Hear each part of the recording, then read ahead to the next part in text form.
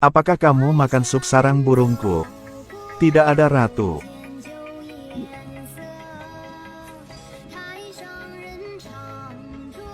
Itu karena aku terlalu lapar.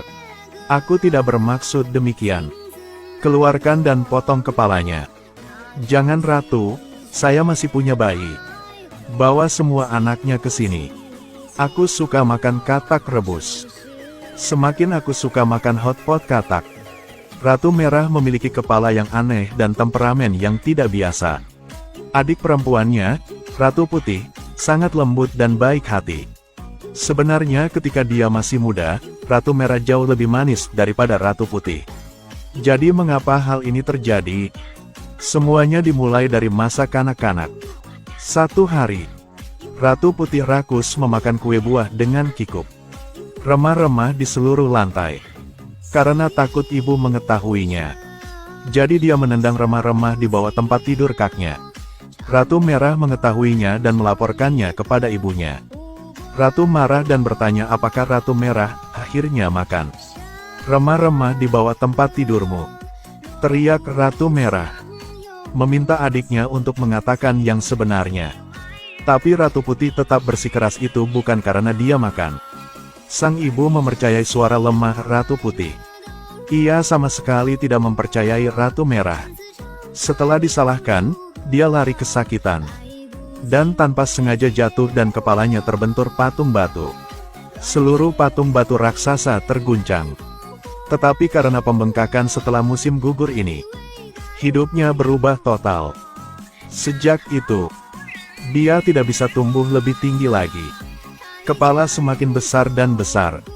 Tetapi saudara perempuannya yang lahir dengan ibu yang sama semakin cantik. Segera saatnya untuk memberikan tahta. Raja memutuskan untuk mengembalikan mahkota itu kepada putri sulungnya, Ratu Merah. Pada penobatan Raja baru, Hathor mengambil mahkota dan meletakkannya di atas kepala Ratu Merah. Namun tidak peduli bagaimana pembuat mahkota menyesuaikan sudutnya. Dia tetap tidak bisa memasang mahkota di kepalanya. Tidak ada cara lain. Kepala Ratu sangat besar. Pada akhirnya, orang yang membuat mahkota itu menggunakan seluruh kekuatannya untuk mendorong mahkota itu ke bawah. Mahkota telah pecah berkeping-keping. Ini langsung membuat orang tertawa.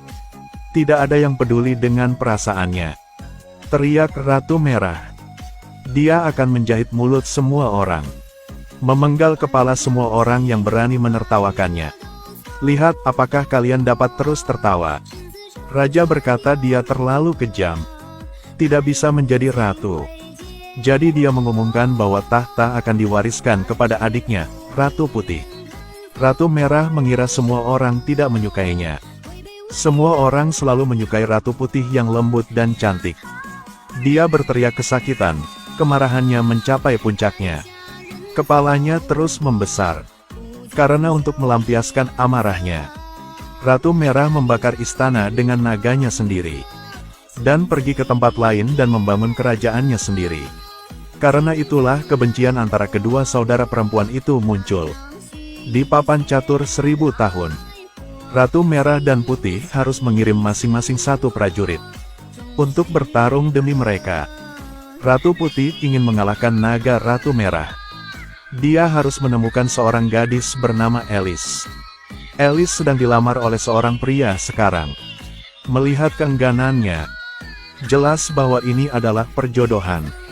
Pada saat ini, satu kelinci menarik perhatian Alice. Dia mengikuti kelinci ke pohon besar. Lihat lubang besar di batang pohon. Dia tidak hati-hati dan jatuh ke dalam lubang. Musim gugur yang panjang telah berakhir. Alice pergi ke ruang rahasia. Dia melihat sebotol air di atas meja. Ada juga pesan di atasnya yang mengingatkannya untuk meminumnya. Alice meminumnya tanpa berpikir. Tubuhnya mulai menyusut segera.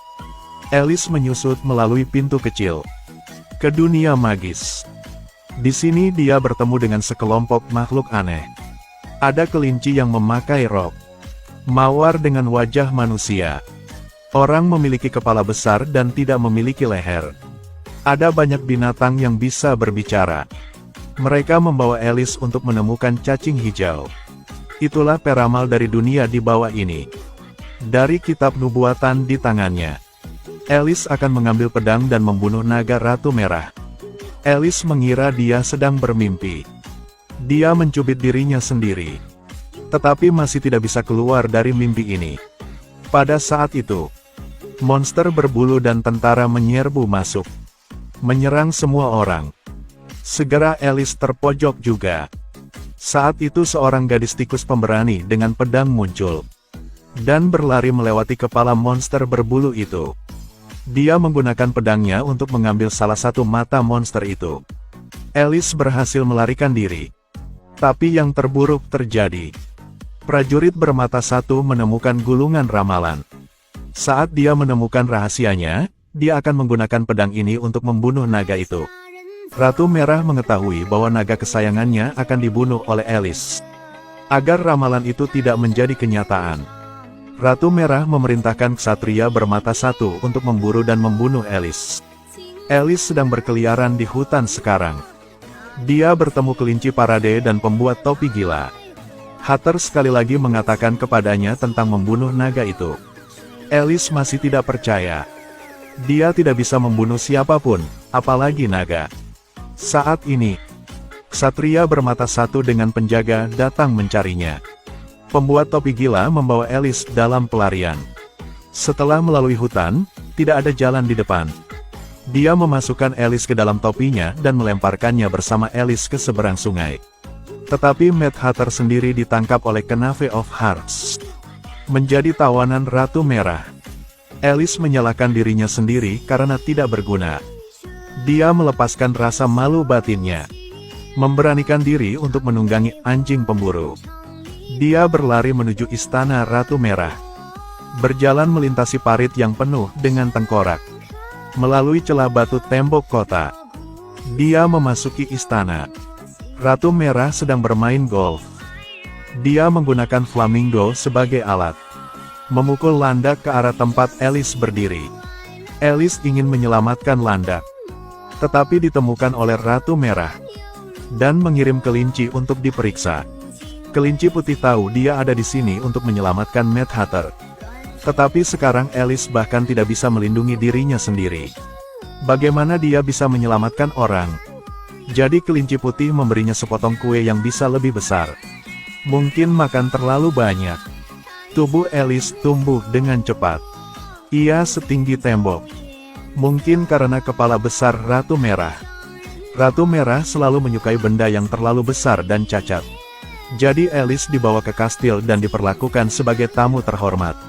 Alice menemukan Mad Hatter di penangkaran. Mad Hatter memberitahu Alice bahwa pedang ajaib yang dapat mengalahkan naga itu tersembunyi di ruang bawah tanah. Alice ke penjara bawah tanah, menemukan bahwa Dewa Pedang dilindungi oleh monster berbulu.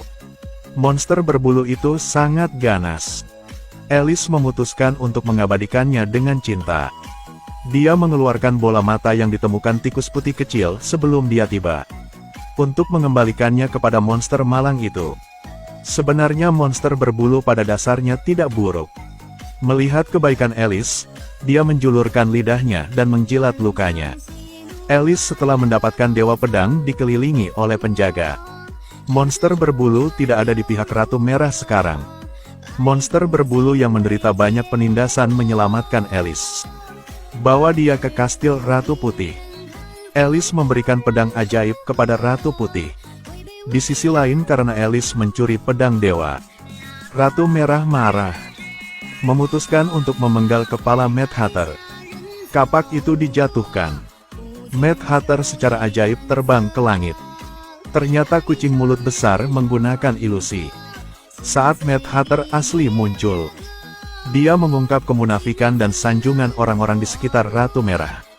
Ternyata mereka semua adalah manusia biasa, menyamar sebagai cacat hanya untuk memuji Ratu Merah. Ratu Merah sangat marah ketika dia tahu dia ditipu. Perintah untuk membunuh mereka semua. Mad Hatter mengambil kesempatan untuk menghasut massa untuk menggulingkan tirani. Melihat semua orang di sekitarnya mengkhianatinya, Ratu Merah sangat sedih dan marah. Sang Ratu tampaknya telah menakuti orang-orang lebih dari yang dia hormati. Ratu Merah yang marah memanggil Raptor untuk menyerang kerumunan. Seluruh pengadilan dalam kekacauan. Mad Hatter kabur bersama teman-temannya. Mereka pergi mencari Ratu Putih. Beritahu semua Ratu Merah yang telah memutuskan untuk bertarung. Ratu Putih tidak ragu untuk segera memberitahu para prajurit kota untuk bersiap berperang. Tetapi pada saat ini, Alice melangkah mundur. Dia menemukan peramal ulat akan muncul dari kepompong dan menjadi kupu-kupu. Oracle membangkitkan kenangan masa kecil Alice. Dia mendapatkan kembali kepercayaan dirinya. Ikuti pasukan ke medan perang papan catur. Sebelum pertempuran yang menentukan, Ratu Putih berkata tidak perlu perang. Tapi Ratu Merah tidak melupakan kejadian itu sejak dia masih kecil. Bertekad untuk berjuang sampai akhir. Pertempuran dimulai. Naga api telah muncul. Alice dengan perisai di satu tangan dan 10.000 pedang di satu tangan keluar. Perlahan berjalan menuju naga. Memulai pertempuran. Setelah pertempuran sengit, Alice kewalahan oleh naga itu. Mad Hatter berlari untuk membantu. Tetapi itu melanggar aturan pertempuran. Pasukan kedua belah pihak bergegas ke medan perang. Alice berlari ke dataran tinggi di sebelahnya. Manfaatkan medan dan mulai pertempuran dengan naga. Kemudian melompat ke udara. Satu pedang memotong kepala naga api. Tidak ada dukungan naga. Para prajurit Ratu Merah secara bertahap meletakkan senjata mereka. Sekaligus Ratu Putih dan mahkota kekuasaan kerajaan dikenakan di kepalanya. Kekuasaan telah kembali ke Ratu Putih. Ratu memutuskan untuk mengirim saudara perempuannya ke perbatasan. Sekarang untuk menunjukkan kesetiaan, Kolusi bermata satu ingin membunuh Ratu Merah. Itu menghancurkan hatinya, yang telah bersamanya selama bertahun-tahun. Sementara di perbatasan dia bertemu dengan penguasa waktu. Di hari ulang tahunnya, satu hadiah disiapkan dengan hati-hati untuk diberikan. Tapi bukan itu yang diinginkan Ratu Merah. Dia menginginkan bola penguasa waktu. Dengan itu Anda dapat melakukan perjalanan melalui ruang dan waktu. Menulis ulang sejarah dan memerintah kerajaan lagi. Dia akhirnya mendapatkannya. Kemudian mereka mengirim untuk menangkap Ratu Putih. Tapi kemana mereka berdua pergi? Ini bukan tentang menulis ulang sejarah permainan catur. Itu adalah hari Ratu Putih memakan kue buah ketika mereka masih kecil. Di celah pintu mereka dapat dengan jelas melihat dialog dengan ibu mereka ketika mereka masih kecil. Sang ibu bertanya siapa yang memakan kue itu. Ratu Merah ingin 4 orang saling berhadapan. Tak bisa, Kak. Bohong.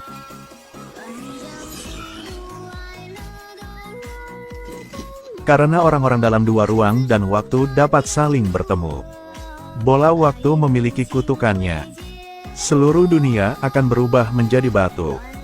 Ratu Putih ingin melarikan diri. Tetapi ketika dia melihat saudara perempuannya membantu, dia ragu-ragu dan membawanya pergi. Segala sesuatu yang membantu menyebar lebih cepat. Lambat laun seluruh dunia telah sepenuhnya berubah menjadi batu yang terendam debu. Ketika Alice hendak mengembalikan bola ajaib, membatu dihentikan sementara. Waktu selamanya membeku pada saat ini. Tiba-tiba ada suara arus listrik kecil. Bola ajaib waktu telah berhasil kembali ke tempatnya. Hancurkan kutukan untuk Alice dan seluruh kastil. Dia menyelamatkan temannya di saat-saat terakhir. Semuanya kembali normal. Pada titik ini Ratu Merah juga kembali ke wujud aslinya. Ratu Putih dengan penuh semangat memegang tangan kakaknya. Setelah bencana besar terakhir, sang adik akhirnya menyadari kesalahannya. Menghadapi kakaknya, dia akhirnya mengatakan di mana kesalahannya. Aku telah paham. Aku makan kue dan berbohong. Sayang, jika aku berani mengatakan yang sebenarnya dari awal, maka ini tidak akan terjadi. Aku minta maaf. Aku salah. Aku menyadari di mana aku salah. Ratu Merah juga angkat bicara. Hanya itu yang ingin aku dengar. Kesalahpahaman saudari itu telah diselesaikan. Mengakhiri cerita bahagia.